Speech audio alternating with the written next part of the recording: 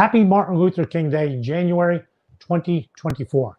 Today I want to focus on two things. One, how do we get to Martin Luther King Day? And let's also talk about giving back. Welcome to Great Transition Strategies Monday Morning Standup. 5 minutes to get your week off to a great start and potentially give you something to help make you a more effective leader. And so you can love what you do. So Martin Luther King Day, how did we get here? So let's talk a little bit about the man and the day. Born January 15th, 1929, he'd have been 95 on his birthday this year. Attended Moorhead College at the age of 15. Earned his PhD, Boston University, met his wife, Coretta, in Boston. Then he became, as a pastor, he became the reluctant leader of the civil rights movement. He did not initially want to do it, thought, prayed about it, and then took it on. And he took it on with a real fervor. So here, he became that leader, and then he is known for his leadership of giving to others during that time, of leading the nonviolent protest movement. 1963, August of 63, on the steps of the Lincoln Memorial, he's recognized. That's for I Have a Dream speech. We all have heard it. We've heard it many times, and hopefully you're going to hear it again today.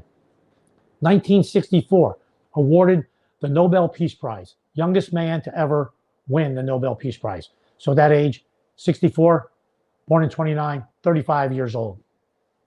1968, he was assassinated. Following his death, after he died, a bill was put before Congress to recognize Martin Luther King with a Martin Luther King Day. That bill was put forth, and in support of that, throughout the country, there was a petition to pressure Congress. 6 million people signed that petition, the most ever in U.S. history. A lot of force behind having Martin Luther King Day.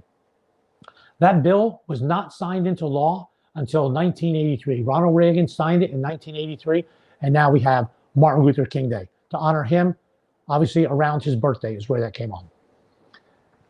The year 2000, that is the year where finally every state of the union, all 50 states, recognized Martin Luther King Day.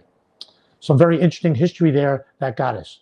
Now, Martin Luther King Day, we not only celebrate him, but now we celebrate the legacy he left of service, the legacy of service to others. This is morphed into a day of community service.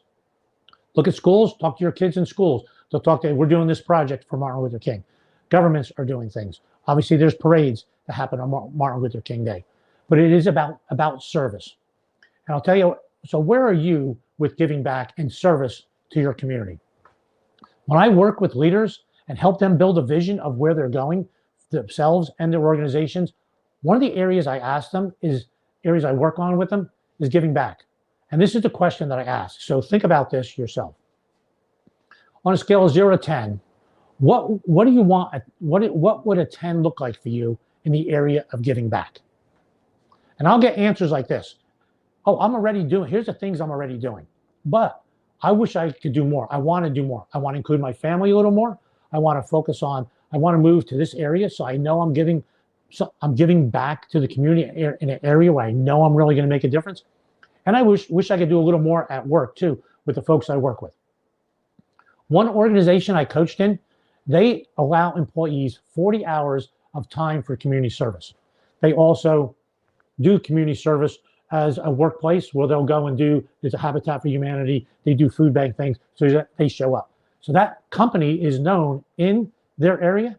That is a company that gives back to our community. What a great opportunity. So as you look at Martin Luther King Day here today, maybe this is a time for us to all step back and reflect a little bit. How am I giving back? And what would a 10 look like for me giving back? Would I do more? Would I include, who would I include? And what can I do in the workplace with those that I lead? So today, recognize Martin Luther King, recognize the servant leader that he was, and how do you want to be a servant leader and give back to your community? Thanks for listening. Hope you found that helpful. See you next Monday morning, 8:30. Have a great week.